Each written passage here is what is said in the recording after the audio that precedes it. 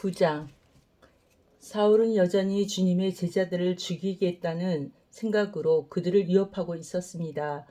그는 대제사장에게 가서 다마스커스의 여러 회당에 보내는 편지를 써달라고 했습니다. 남자든 여자든 그 도를 따르는 사람이 있으면 닥치는 대로 붙잡아서 예루살렘으로 끌고 오려는 것이 그의 생각이었습니다. 사울이 길을 떠나 다마스커스 가까이에 이르렀을 때였습니다. 갑자기 하늘로부터 밝은 빛이 사울을 둘러 비쳤습니다. 사울은 땅에 엎드렸습니다. 그때 사울아, 사울아, 내가 왜 나를 박해하느냐 하는 소리가 뚜렷이 들렸습니다. 사울은 주님은 누구십니까? 라고 물었습니다. 나는 내가 박해하는 예수다. 일어나 성으로 들어가거라. 내가 해야 할 일을 일러줄 사람이 있을 것이다. 라는 목소리가 들렸습니다. 사울과 함께 길을 가던 사람들은 무슨 소리가 나는 것 같은데 아무것도 보이지 않았으므로 깜짝 놀라 말도 못하고 가만히 서 있었습니다. 사울은 땅에서 일어나 눈을 떴으나 아무것도 볼 수 없었습니다.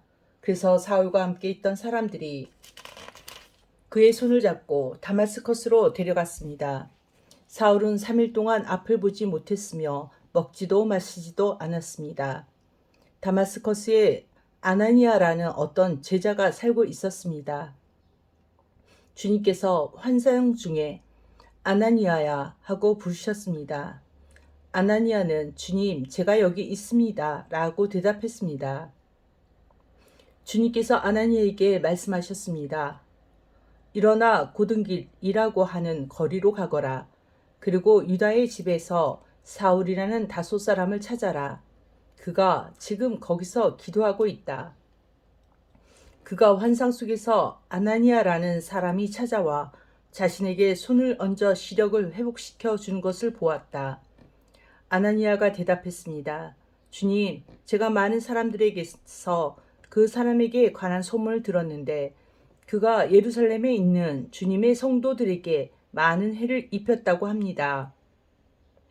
그리고 그 사람은 대제사장들에게서 주님의 이름을 믿는 모든 사람들을 잡아갈 수 있는 권한을 받아가지고 이곳에 왔다고 합니다. 그러나 주님께서 아나니아에게 말씀하셨습니다. 가거라, 그는 이방 사람들과 여러 왕들과 이스라엘 백성 앞에서 나의 이름을 전하도록 선택된 나의 도구이다. 그가 내 이름을 위해 얼마나 많은 고난을 당해야 할지를 내가 그에게 보여주겠다. 아나니아는 그곳을 떠나 사울이 있는 집으로 가서 사울에게 손을 얹고 말했습니다. 사울 형제여, 그대가 이리로 오는 길에 나타나셨던 주 예수님께서 나를 보내셨습니다. 예수님께서 나를 보내신 것은 그대의 시력을 다시 회복하고 성령으로 충만하게 하려는 것입니다. 그러자 곧 사울의 눈에서 비늘 같은 것이 떨어져 나가고 사울은 다시 보게 되었습니다. 사울은 일어나 세례를 받았습니다. 그는 음식을 먹고 기운을 되찾았습니다. 사울은 며칠 동안 다마스커스에 있는 제자들과 함께 지냈습니다. 그는 곧바로 회당에서 예수님은 하나님의 아들이다 라고 선포하기 시작했습니다. 사울의 설교를 들은 사람들은 놀라서 물었습니다. 이 사람은 예루살렘에서 예수님을 믿던 사람들을 닥치는 대로 죽이던 사람이 아닙니까? 그가 이곳에 온 것도 제자들을 붙잡아서 대제사장들에게 넘겨주려는 것이 아니었습니까? 그러나 사울은 더욱 힘을 얻어 예수님이 그리스도인 것을 증명하므로 다마스커스에 사는 유대인들은 당황스러워했습니다. 여러 날이 지난 뒤 유대인들은 사울을 죽이기로 모의하였습니다. 그러나 사울은 그들의 계획을 알게 되었습니다. 그들은 사울을 죽이려고 밤낮으로 성문을 철저히 지켰습니다. 어느 날 밤 사울의 제자들이 광주리에 사울을 담아 성벽에 난 구멍을 통해 그를 성 밖으로 달아내렸습니다.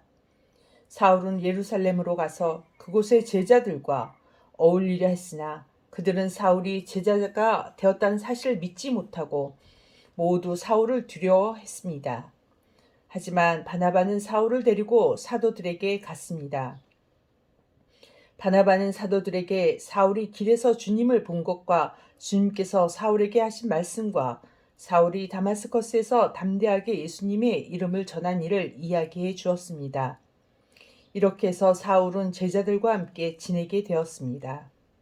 그는 예루살렘을 자유롭게 다니면서 주 예수님의 이름을 담대하게 전했습니다. 사울은 그리스 말을 하는 유대인들과 이야기도 하고 논쟁을 벌이기도 하였으나 그들은 사울을 죽이려고 했습니다. 형제들이 이 사실을 알고 사울을 가이사라로 데려갔다가 다시 다소로 보냈습니다.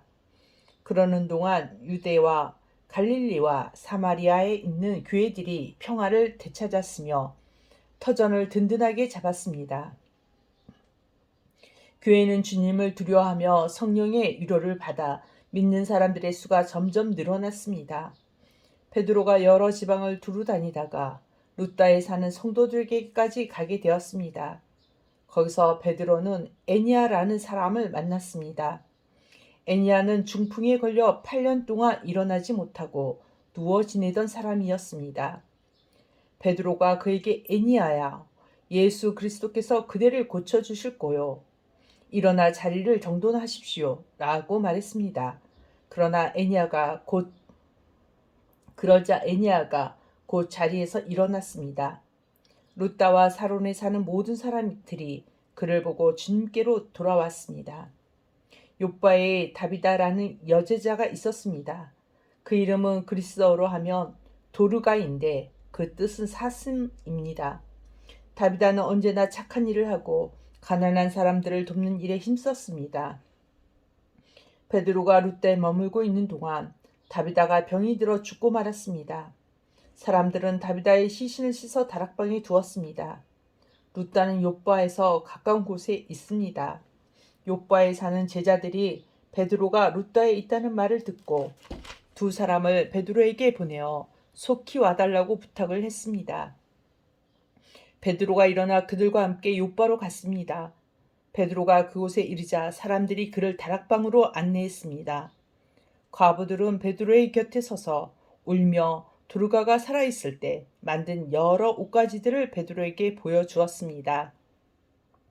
베드로는 사람들을 모두 내보낸 뒤에 무릎을 꿇고 기도했습니다. 그리고 나서 시신을 향해 몸을 돌려 다비다여 일어나시오 라고 말했습니다. 그러자 다비다가 눈을 떠서 베드로를 보더니 일어나 앉았습니다. 베드로가 손을 내밀어 다비다를 일으키고 성도들과 과부들을 불러서 다비다가 살아난 것을 보여주었습니다. 이 소식이 욥바 전체에 알려지자 많은 사람이 주님을 믿었습니다. 베드로는 욥바에 있는 여러 날 동안 가죽 제품을 만드는 시몬의 집에서 묵었습니다. 아멘.